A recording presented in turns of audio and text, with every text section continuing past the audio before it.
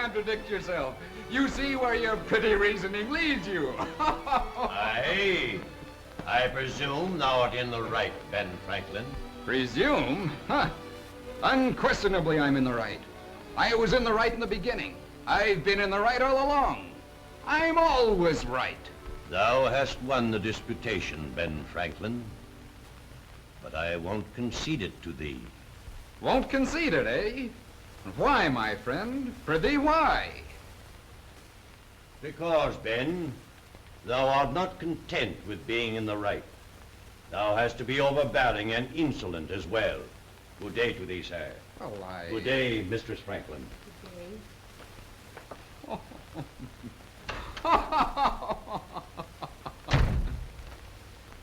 Did you win your argument, Benjamin? What, dear child? I say, did you win the argument with your Quaker friend? Win?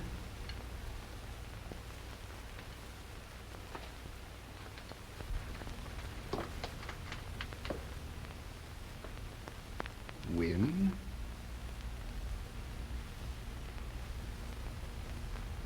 Did I win?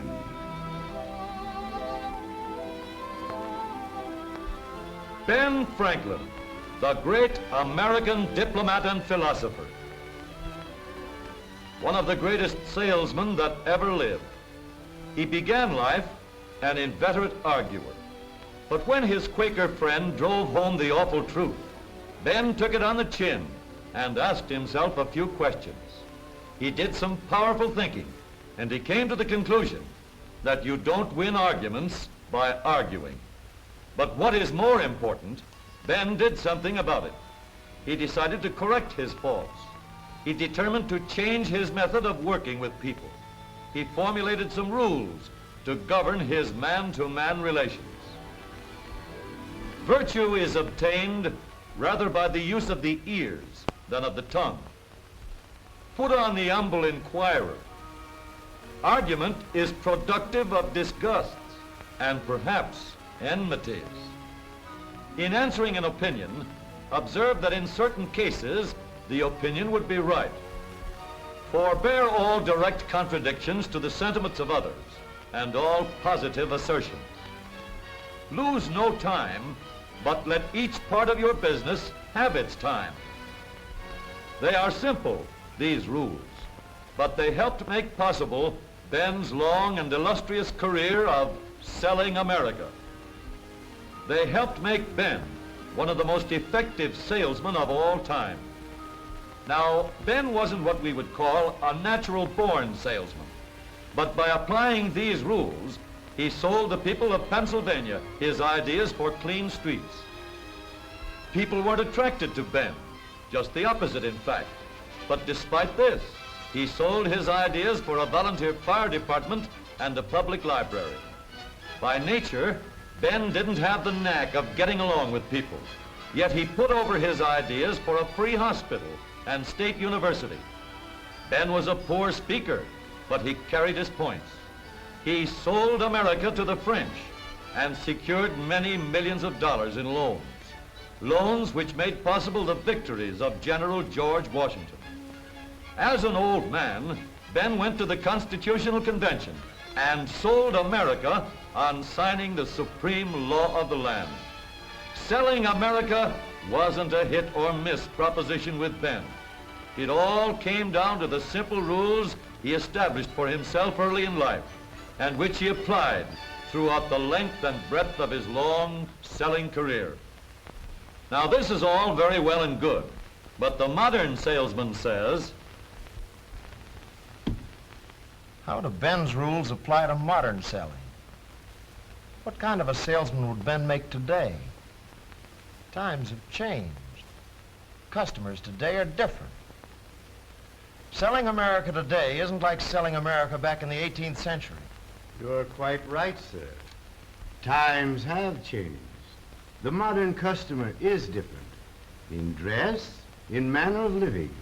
The modern tempo is faster. You are quite right, sir. In your selling, you offer services undreamed of in my time.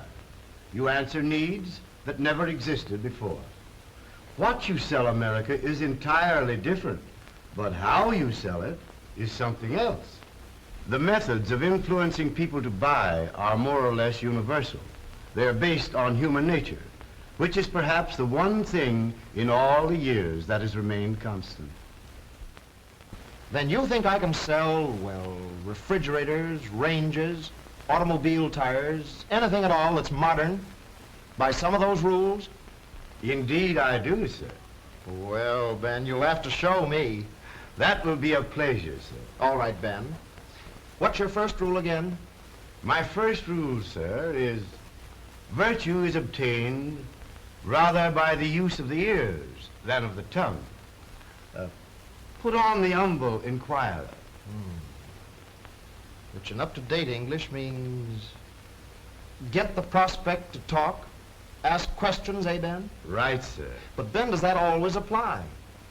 Isn't it a good idea to let the prospect know that you know what you're selling? Yes, indeed. But there's a time and a place for all that. After you have found out just what you're selling. The salesman who doesn't get the prospect to talk, who doesn't ask questions, is likely to monopolize the conversation and lose the sale because he never does find out the prospect's real reason for not buying. The salesman who uses his tongue rather than his ears is likely to run into this difficulty. While you're here, Mr. Daniels, if you have time, I'd like to show you our tires.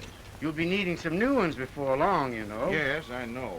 But I generally buy my tires down the street at Ed's place. Well, if it's economy and tires you're looking for, Mr. Daniels, I think I can prove to you that our make of tire comes just as cheap as those down the street. That is, cheap when you consider the service and long life you get out of our make. Well, Why, Mr. Daniels, these tires have been put through all kinds of road tests before they were placed on the market. Scientifically conducted road tests by the greatest engineers in the industry. And they prove conclusively that this tire has the greatest mileage of any tire you can buy today. Just let me... I'll think it over and let you know. I have an appointment. Pet selling points are often the reason for lost sales. The salesman tries to sell something that he himself is interested in, and frequently it is not at all what the prospect is interested in. That's why rule number 1 says, get the prospect to talk. Ask questions. In that way, you can find out what the prospect really wants. How do you find out what his real reasons are for not buying? Well, the simplest way to do that, I should say, is to ask why. Why? Uh-huh. Let's see how it works on Mr. Daniels. While you're here, Mr. Daniels, if you have time, I'd like to show you our tires. You'll be needing some new ones before long, you know. Yes, I know. But I generally buy my tires down the street at Ed's place. Is that so, Mr. Daniels? Just why do you like that particular tire? Well, I don't know. I've been using them a long time. I like the way they're made. In other words, you like their construction. Well, yes, I guess that's it. I see. Just why do you like that particular construction? Well, I'll tell you. I do a good deal of traveling in all kinds of weather. What I like most about that tire is the tread. Well, I don't want to be too inquisitive, Mr. Daniels, but just what do you like about that tread? Well, it doesn't skid. I see. Well, that's very important in a tire. And I believe you'd be interested in seeing a new safety tread that our company has just developed. A new tread? Yes. I'd like to show it to you. The prospect is really interested in safety, in non-skid. So that's what the salesman must talk about if he wants the prospect to listen. Not cost of the tire, not mileage. All the talk in the world about cost or mileage wouldn't sell that prospect when he's really interested in something else. The only way I could find that out was to ask questions. Besides, if you get people to talk, it puts you on a friendly basis. People like to talk. Okay, Ben. What's your second rule? My second rule is arguments are productive of disgust and perhaps enmities. Persons of good sense seldom fall into them. That means, don't argue, eh, Ben? Right. Well, yes, Ben, but isn't it true that there are some people that you just can't help arguing with? Well, I know the kinds you mean, but woe to the salesman who gets into debate with them. Watch this. You can't tell me it's cheap to cook with electricity. Somebody else maybe, but not me. I know all about cooking with it. My sister-in-law used to have an electric range and her bills ran, I don't know how much a month. Well, Mrs. Harrison, your sister-in-law must have had a very poor range. Oh, no, she didn't. She had a very good range, one of the best. It cost, an awful lot of money. It was a good range, all right, one of the best. Then probably she didn't know how to cook with it. Didn't know how to cook? What do you know about it? What I meant was she probably wasted current, used electricity that she didn't need. Why, we've made a national survey. Why, I have statements here to prove... I guess she knows what she needs to cook with and what she doesn't. My sister-in-law is a good cook. She was chief dietitian of, I don't know how many hospitals before she was married. Cook? Why, that little woman could cook wings around anybody I ever saw. The most beautiful pies and roasts and, well, anybody who says my sister-in-law can't cook is... Well, what do you know about it? What can you cook? Well, I bet you can't even boil water. Can't even boil water. You men are all alike. You think just because you're men you know all there is to know about everything. All there is to know. My Harry is just the same. Doesn't think a woman knows anything. Anything at all. About politics or anything. Well, I want to tell you the woman in this country counts for something in the government, whether you... and if you do get into an argument, there's no telling where it will lead you. But one thing is certain, though. It won't lead to a sale. But how do you handle a woman like that, Ben? Well, that brings me to my next rule. Rule number 3. In answering an opinion, observe that in certain cases or circumstances, the opinion would be right. What does that mean, Ben? Well, as you might put it, it means answer with a yes, but. That's what I'd do with a woman like that one. You can't tell me it's cheap to cook with electricity. Somebody else maybe, but not me. I know all about cooking with it. My sister-in-law used to have an electric range and her bills ran, I don't know how much a month. Yes, Mrs. Harrison, I can understand why you feel that way. Many people think that about electric cooking costs. Some electric ranges did cost a lot to operate. That's because many of the earlier electric ranges used a lot of current, and because rates were high. But fortunately, those conditions are no longer true. I know, but my sister-in-law told me definitely that her range cost her $7 a month to operate. Yes, I have no doubt that your sister-in-law's range did cost that much to operate.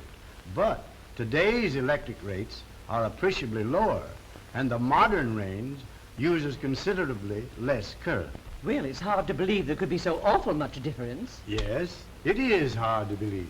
But as a matter of fact, in a national survey just completed, the average cost of operation was found to be only $2.30 a month. And here are some actual statements from owners right in this town. Well, that certainly is surprising. I had no idea it cost so little to cook with electricity. Of course, you know, my sister-in-law did have quite an old range. Well, Ben, the yes but technique sure pulled you through on that one. What's your next rule? My next rule has to do with the cause of arguments. Many of them, you know, the salesman himself provokes. That's why I say in rule number 4, forbear all direct contradictions to the sentiments of others and all positive assertions. Don't contradict. Don't be too positive. Right. For when you do contradict, when you are too positive, well, let's see what might happen. Good day, sir. Oh, how do you do? I'm looking for one of those grips. I didn't see what I wanted in the window. One of those, grips. What do you want it for? Well, I'm going to do a little traveling. The company is sending me out in the field again. I'm going on the road. Well, in that case, you don't want a grip. Nobody uses grips anymore. They're out of style. They're a back number. You want one of these. No, I don't. I want a grip. I've always used a grip. I don't like these newfangled bags. But I think you're mistaken. Everybody uses these bags nowadays. I don't care. Grips aren't any good. Not enough room in them. Can't keep your clothes right. Your suits get wrinkled. You'll carry an extra suit along with you, won't you? Yes, but... Well, in that case, this bag is just the thing. A place for everything, and everything in its place. Accommodates every traveling need. This is what you want. No, it isn't. I want a grip. And if I can't get it here, I'll... You see, I got off on the wrong foot right away by contradicting the prospect. Mind you, you may be perfectly right in everything you say, but if you present it that way, well, prospects are pretty rugged individualists sometimes. How much better it would have been to handle it this way.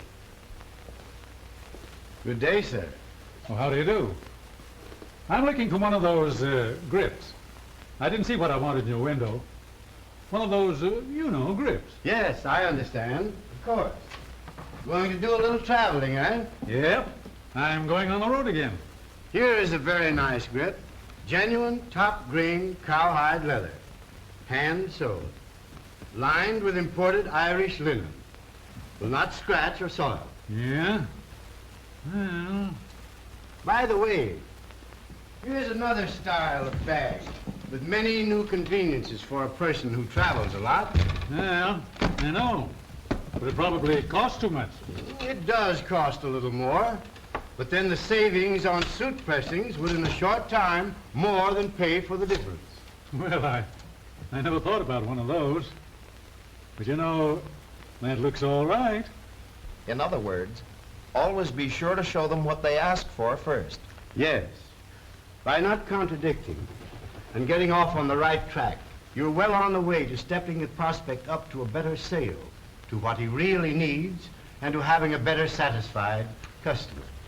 All right, Ben, where do we go from here? What's rule number 5? Rule number 5 is lose no time. Cut off all unnecessary actions. Let all things have their places, but let each part of your business have its time. Don't waste time, but tell a complete story? Right.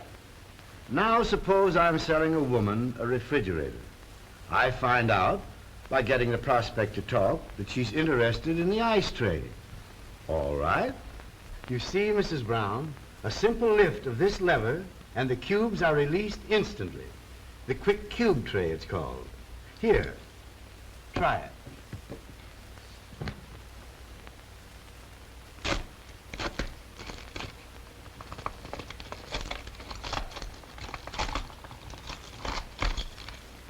Isn't it easy? Just a minute, Ben. You find out what the prospect is interested in by getting her to talk. But after you've sold her on that, what do you do then, Ben? Whip out the order book and go after the old signature? No, I don't do that. Oh, I give her an opportunity to buy, sure. But usually, if you do it too early in the sale, you'll find she'll hedge on you. Why?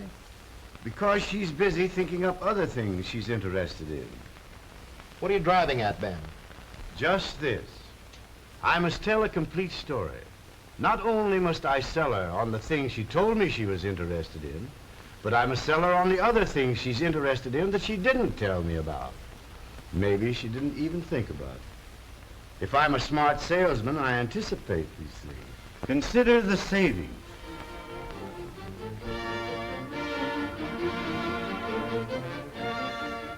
Lifetime porcelain finish.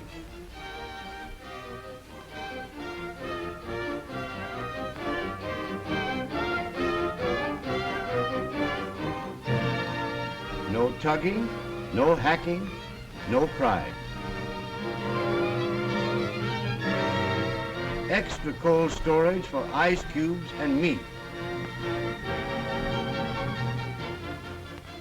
Full width sliding shelves.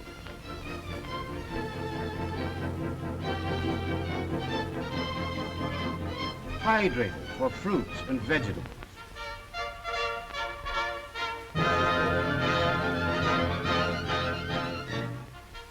Nine-way adjustable interior.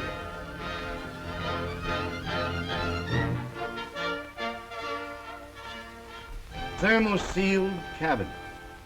The simplest refrigerating mechanism ever built. What you want is a refrigerator that'll give you all these things, Mrs. Brown. Now, what day would be convenient for you to have this model delivered to your home? Wednesday or Thursday? Well, I don't know. Wednesday I go to the club. Thursday morning I'll be home. But how much do I have to pay down? We'll arrange that to suit you, Mrs. Brown. How much would be convenient? Well, I don't know. Would $25 be all right? That'll be fine. Now, if you'll just okay this order, Mrs. Brown, we'll have it out to your house Thursday morning. And thank you very much. A complete story gets the order, because you never know what particular feature is going to make the prospect definitely decide to buy. And unless you do tell a complete story, you may overlook the one feature that will turn the trick. One more thing, Ben, about that order. Does she always sign it? No, she doesn't. The salesman doesn't live who can close every deal. But I'll say this, if she goes out with my complete story in her mind, she's going to be a mighty tough prospect for any competitive salesman. Because if she goes out, she'll know a lot about my product, and that competitive salesman is going to be on the defensive every step of his contact. Okay, Ben, okay. Thank you very much. Those rules of yours sure do the job. They work just as well in today's job of selling America. Well, they should. After all, they're universal principles of human association. You see, they're broader than just selling alone. They apply to any and every matter of contact. They're the rules for a better relationship of man to man. And I feel that I can say this without seeming vain, for they weren't new with me, these rules. They're as old as history. I picked them up from salesmen who lived hundreds of years before my time.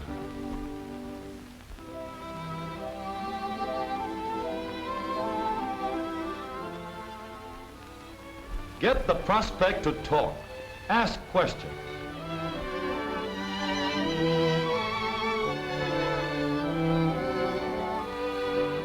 Don't argue.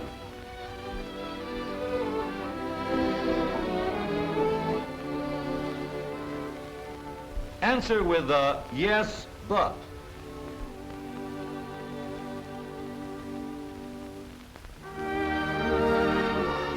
Don't contradict. Don't be too positive.